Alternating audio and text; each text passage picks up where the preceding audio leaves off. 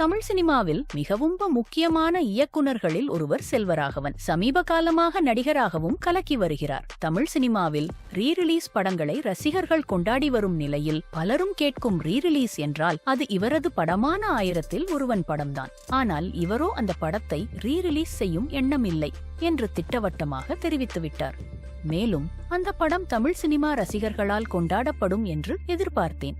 ஆனால் மக்கள் அதை கொண்டாடவில்லை. அதே நேரத்தில் தெலுங்கு ரசிகர்கள் படத்தை தலையில் தூக்கி வைத்து கொண்டாடினார்கள் என்று எல்லாம் தெரிவித்திருந்தார். செல்வராகவன் தனது சமூக வலைதள பக்கங்களில் தனது மனதில் தோன்றும் கருத்துக்களை, குறிப்பாக தத்துவங்களை பேசியும் பதிவிட்டும் வருகிறார். அப்படி அவர் தனது இன்ஸ்டாகிராம் பக்கத்தில் தனது சொந்த வாழ்க்கையில் நடைபெற்ற சம்பவம் ஒன்று குறித்து தெரிவித்துள்ளார். இது தொடர்பாக அவர் வெளியிட்டுள்ள வீடியோவானது ரசிகர்கள் மத்தியில் பெரும் கவனத்தை ஈர்த்துள்ளது.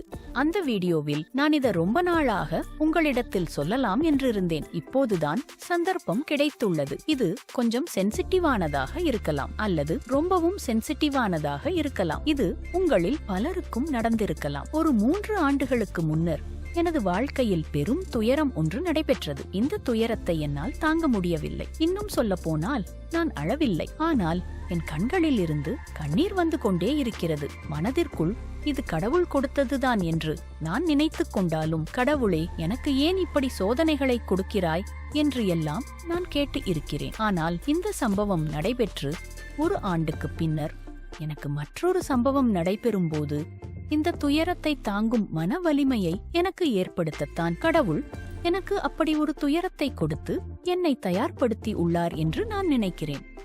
உங்களுக்கும் இதுபோல ஏதாவது துயரம் ஏற்படுகிறது என்றால் உங்களை வலிமையாக்கத்தான் கடவுள் இவ்வாறு செய்கிறார் என்று நினைத்துக் கொள்ளுங்கள் என்று தெரிவித்துள்ளார். இவரது இந்த வீடியோ இணையத்தில் வேகமாக பரவி வருகிறது.